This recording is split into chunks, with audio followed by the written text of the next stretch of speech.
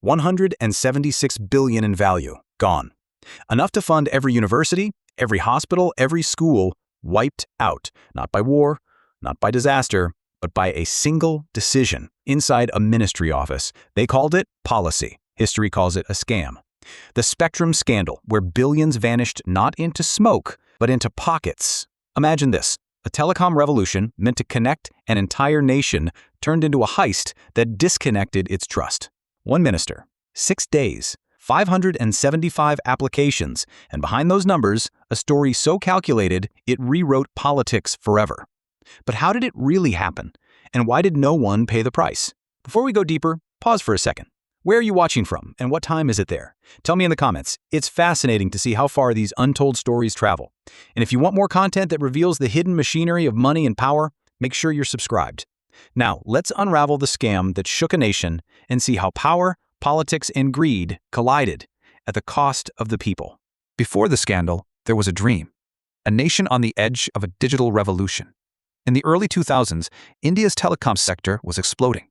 Every month, millions of new users were joining the grid. Call rates were falling, towers were rising.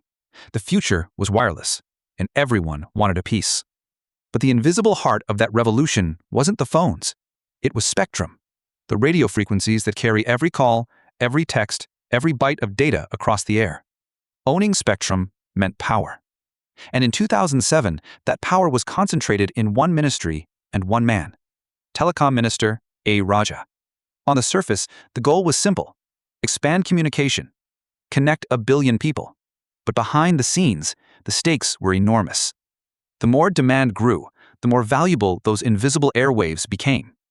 Companies from across the world, from Mumbai to Dubai, lined up, desperate to secure a slice of the future.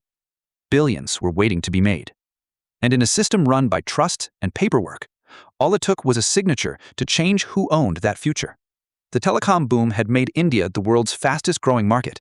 But as history often reminds us, when opportunity rises this fast, temptation rises faster. And that's when the first cracks began to show. September 2007. The telecom gold rush begins. The Department of Telecommunications, led by Raja, makes a shocking announcement. Companies have just 6 days to apply for spectrum licenses. 6 days for a multi-billion-dollar industry. It was the first red flag. Normally, such allocations took months of reviews, consultation, and public scrutiny. But here, everything moved with suspicious speed, as if the clock itself had been set for someone's advantage. By the deadline, 575 applications flooded in from 46 companies, a tidal wave of demand. Yet instead of holding transparent auctions like global best practices demanded, Raja chose a method fit for chaos. First come, first served. That single decision changed everything. Because in a system worth billions, being first wasn't luck, it was access, and access meant influence. Even the Prime Minister voiced concern, urging Raja to ensure fairness and revisit the entry fees. But Raja stood firm, calling the process fair and transparent. What looked like efficiency was manipulation. And behind those closed doors, the rules of India's telecom revolution were quietly being rewritten, not by policy, but by power. January 10, 2008. A day that exposed how deep the game really ran. Without warning, the rules changed. The cutoff date for applications was quietly pushed back to September 25, 2007, disqualifying dozens of hopeful companies overnight. Then, at 2:45 p.m., came another twist no one saw coming. Only firms that submitted applications between 3:30 p.m. and 4:30 p.m. would be accepted. 1 single hour to decide the future of India's telecom empire. But strangely, some companies seemed perfectly prepared. Their papers were stamped, their drafts ready, their executives already waiting at the ministry gates, as if they'd been handed the script in advance. And when the dust settled, the winners were no mystery. Swan Telecom, Unitech, and Tata Services. Firms with almost no telecom experience walked away with licenses worth billions. Within months, they sold large stakes to foreign giants like Etisalat and Telenor, reaping profits of 200 to 300%. It wasn't entrepreneurship. It was precision theft disguised as policy. In just one afternoon, a few signatures had turned public property into private fortune. And no one stopped it. By 2009, whispers had turned into headlines. Watchdogs were circling, journalists were digging, and the public could sense corruption in the air. The Central Vigilance Commission alerted the Central Bureau of Investigation, and soon India's biggest telecom dream became its darkest scandal. Investigations erupted across New Delhi, offices were raided, documents seized, and one name echoed through every report: Minister Raja. In 2010, under relentless pressure, he stepped down. Months later came the inevitable: his arrest and a one-way trip to Tihar prison. The shockwaves hit Parliament like a storm. Sessions collapsed in chaos, protests filled the streets, and the once stable United Progressive Alliance government began to crumble under its own weight. Then came the Supreme Court's verdict, a hammer blow that stunned the nation. All 122 licenses issued under Raja's tenure were cancelled, wiped clean from the books. The message seemed clear: corruption in policy would not be tolerated. But behind that apparent victory, something darker lingered. Questions no one could answer, and money that could never be traced. When the audit reports dropped, the entire nation held its breath. The main audit office revealed a figure so enormous it almost defied belief: around $200 billion in value, enough to rebuild entire cities, fund universities, and transform a generation. Overnight, the scandal became a symbol, not just of corruption, but of betrayal. Global media erupted, talk shows raged, opposition voices seized the moment. But the story didn't end there.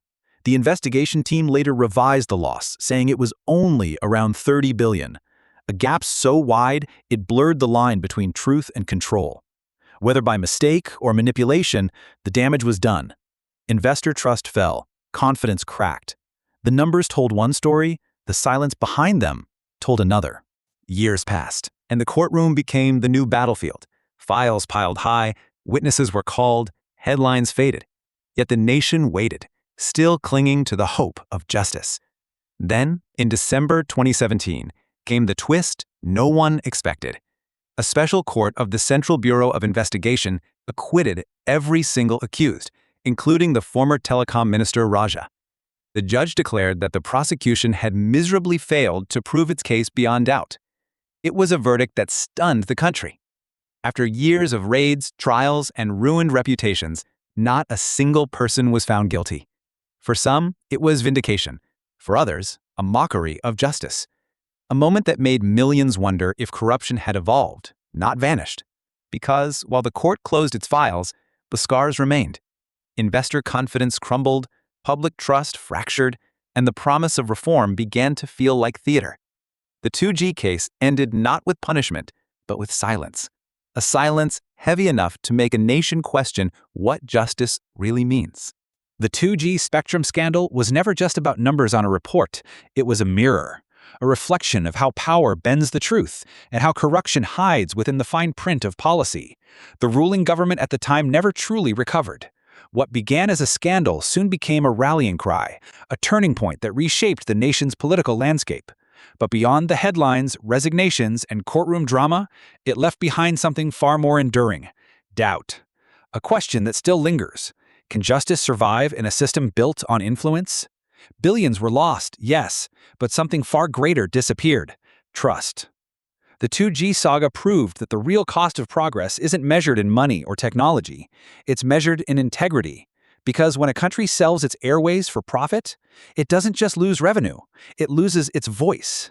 And history will not only remember the scandal, it will remember the silence that followed when truth became inconvenient and justice became optional. In the end, the 2G spectrum scandal wasn't just about telecom. It was about trust. A reminder that corruption doesn't always wear a mask. Sometimes it signs a contract and calls itself policy. Policies fade, markets shift, governments rise and fall, but the pattern never dies. Power, money, and silence, circling endlessly through every era, wearing new names but driven by the same greed. The question isn't how much was stolen, it's how much we've learned and whether we ever truly do.